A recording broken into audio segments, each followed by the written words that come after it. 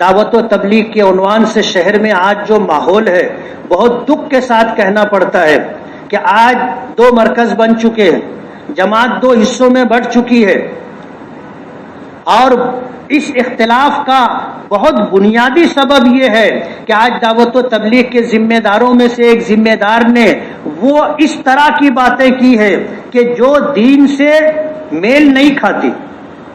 اہل سنت والجماعت کے 1400 سالہ علماء کا جس بات پر اتفاق تھا اس سے اختلاف کر کے باتیں کی جا رہی، اور اصلاح کی کوشش کی گئی تو اس کوشش کو نکار دیا گیا۔ دارالعلوم دیوبند کی طرف سے جب اس پر نکیر کی گئی اور فتویٰ دیا گیا تو آج دارالعلوم دیوبند کی توہین کی جا رہی ہے۔ ان مفتیان کرام اور دارالعلوم دیوبند کے اساتذہ کرام جنہوں نے تمام باتوں کو دیکھنے کے بعد فتویٰ دیا تھا، آج یہ کہا جا رہا ہے کہ ان کو پیسہ دے کر کے فتویٰ لکھوایا گیا۔ آج پوری دنیا دارالعلوم دیوبند کے فتوے پر اعتماد کرتی ہے، اور ساری دنیا کے علماء دارالعلوم دیوبند کے فتوے سے اتفاق کرتے۔ ایسے حالات کے اندر ایک شخص کی حمایت میں اس طرح کی بات کہنا دین سے انحراف ہے اور غلو ہے، اور یہ چیز جس پر 1400 سال سے امت کا اتفاق رہا ہے اس سے انحراف کرنا دین نہیں ہے۔ انبیاء کرام علیہم الصلاۃ والسلام کی توہین کرنا، ان کا استخفاف کرنا اور دین کے دیگر شعبوں کو لا یعنی قرار دینا اور بیکار کہنا، ظاہر بات ہے امت کا یہ طریقہ نہیں رہا ہے۔ لیکن آج انہی باتوں کو لے کر کے ہمارے شہر میں تبلیغی جماعت میں 2 حصے ہو چکے، ایک دوسرا مرکز بن چکا ہے۔ شہر کے علماء کرام اس بات کی کوشش کر رہے ہیں کہ دین سے ہٹ کر کے جو باتیں دعوت و تبلیغ میں در آئی ہیں، جو حضرت مولانا محمد الیاس صاحب رحمۃ اللہ علیہ، حضرت مولانا محمد یوسف صاحب، حضرت مولانا محمد انعام الحسن صاحب، جنہیں حضرت جی ہونے کا خطاب دیا جاتا تھا، ان کے طور طریقے سے ہٹ کر کے دعوت و تبلیغ کا جو راستہ انہوں نے طے کیا تھا، دارالعلوم دیوبند کے علماء کرام کی نگرانی، سرپرستی اور ان کے مشوروں سے آج اس سے ہٹ کر کے کام کرنے کی کوشش کی جا رہی۔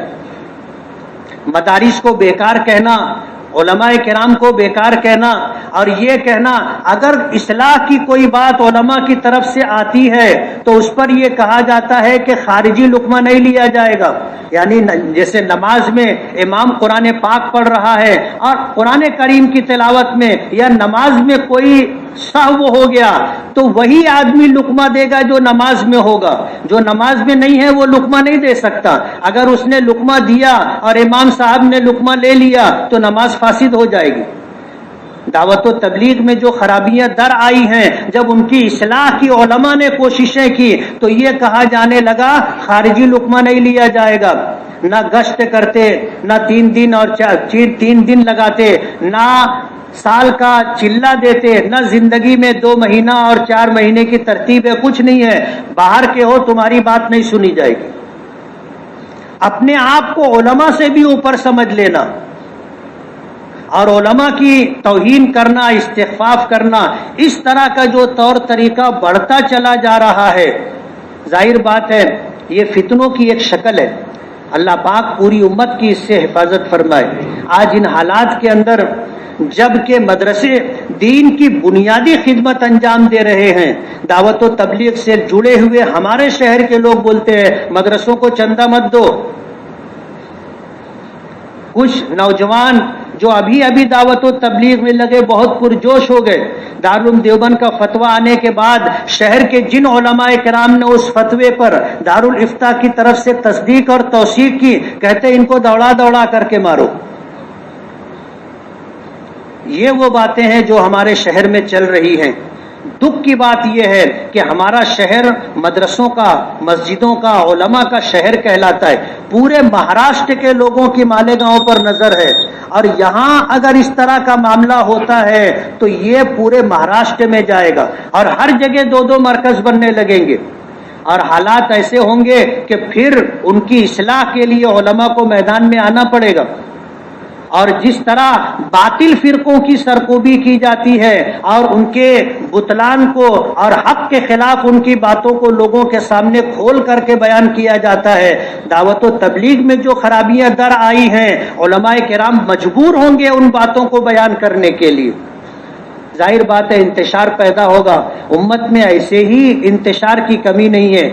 آج ہمارا دین، ہماری شریعت، ہمارا قرآن، ہمارے مدرسے، ہماری مسجدیں، ہمارے خانقاہیں، ہمارے قبرستان، ہمارے علماء اور دیندار طبقہ سب فرقہ پرستوں کی نظر میں کھٹک رہے ہیں اور ان کو ختم کرنے کی منظم سازش اور کوشش ہو رہی ہے۔ اگر ہم لوگوں کے درمیان سے اس طرح کی آواز اٹھے گی جو دین کو نقصان، مدرسوں کو نقصان پہنچانے والی ہوگی تو پھر کہاں جائیں گے لوگ؟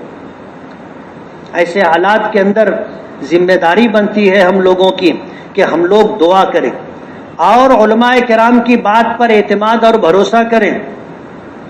بعض لوگ علماء کو کہتے ہیں کہ یہ کرسی کے لالچی ہیں، یہ کہا جانے لگا کہ ان کو صرف پیسہ چاہیے۔ میں آپ سے پوچھنا چاہوں گا کہ مدرسوں میں پڑھانے والے علماء کرام کو امت کیا تنخواہ دیتی؟ اگر یہ پیسوں کے لالچی ہوتے تو مدرسوں میں نہیں رہتے۔ 4,000 5,000 پر مہینے بھر کام کرنا کوئی نہیں کرتا۔ مسجدوں میں امامت کرنے والے ائمہ کرام کو کیا تنخواہ دی جاتی ہے؟ اتنی معمولی تنخواہ دینے کے بعد ان پر یہ الزام لگانا کہ یہ لوبھی لوگ ہیں، پیسے کے لالچی لوگ ہیں، یہ انتہائی سنگین بات ہے اور اس سے بچنا بہت ضروری ہے۔ یہ وہ لوگ ہیں جو معمولی مشاہرے پر دین کی خدمت کر رہے ہیں۔ اتنے مشاہرے پر، اتنی تنخواہ پر کوئی کام نہیں کرتا۔ علماء کے بارے میں اس طرح کا استخفاف اور توہین آمیز باتیں کی جا رہی ہیں جو بہت نقصان دہ اور دین کے لیے بہت خطرناک ہیں۔ اللہ تعالیٰ فتنوں کے اس زمانے میں ہم تمام کی حفاظت فرمائے اور دین کی آبیاری اور دین کی خدمت کے لیے اللہ ہم لوگوں کو قبول فرمائے۔ وآخر دعوانا ان الحمد للہ رب العالمین۔ جن ساتھیوں نے سنتیں نہ پڑھی ہوں وہ سنت پڑھ لیں۔